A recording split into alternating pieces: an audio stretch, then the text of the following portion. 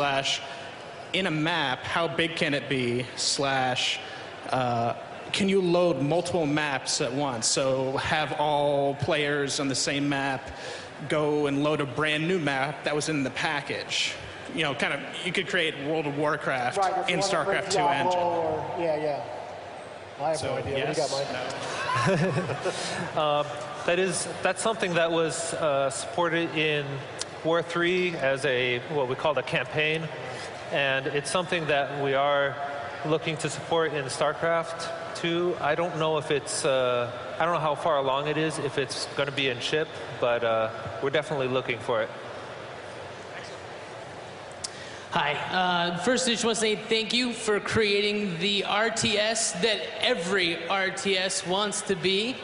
I have kind of a two-part question. One question being for the RPG map makers, can we really modify the units far beyond what their normal abilities would be?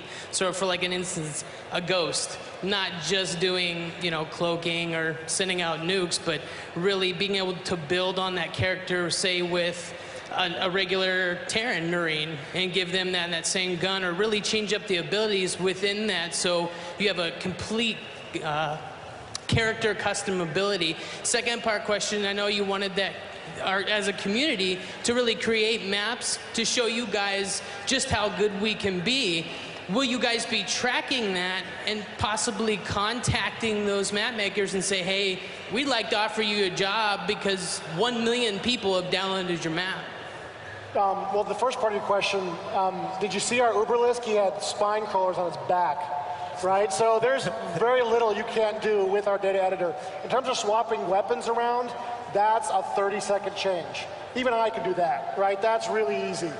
So I think you'll find the data editor is really, really powerful, and there's not a lot that you can't do with it.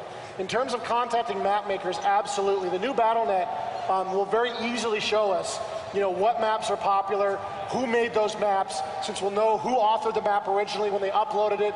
You know, we'll know right away who that guy is. We'll have access to his BattleNet account, so we'll be able to contact him by email and say, hey, dude, wow, you know, can we talk and see what he thinks?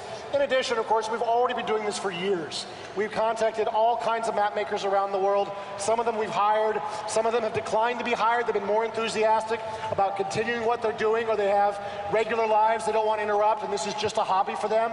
But yeah, we will absolutely be contacting map makers just as we have been before, and this will only make the process much easier for us to find who these people are and really understand what they can do. Looks like we have time for a few more questions. One of the missions we see in StarCraft especially are the inside building missions where you've got like 1 or 2 Marines, you have to go through the installation. Will we see this third-person perspective that you're introducing in any of the missions? Will we actually experience that in the campaign so we can do them inside, behind people, a better 3D view? Right. And will we see any of the editor available in beta? Right, so my artists would love you for asking that question. I don't know that we will include sort of a third-person action component in the game. That's a lot of teaching in the middle of a campaign that we suddenly have to do.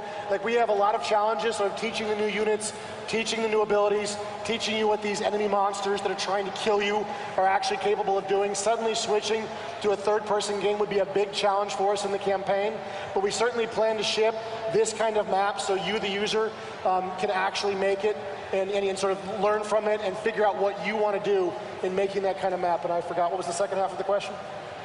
Will any of the editor be available in the beta release? Oh yeah, so we are planning to ship the beta in the editor, absolutely. It probably won't ship day one with the beta, but it will come sometime during the beta. I just had a question about the map uploading process. Is there going to be any content filtering to stop, say, anything like really offensive to certain demographics or anything like that? Or is it going to be just wide open, hey, here it is?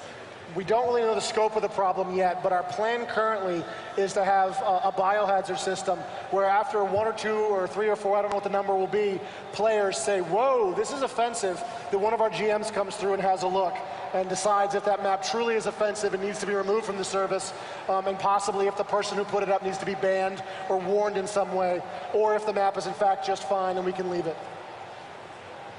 Hello, my question is, will map makers be able to release updates, and will they have any beta testing utilities? That's definitely something we're talking about.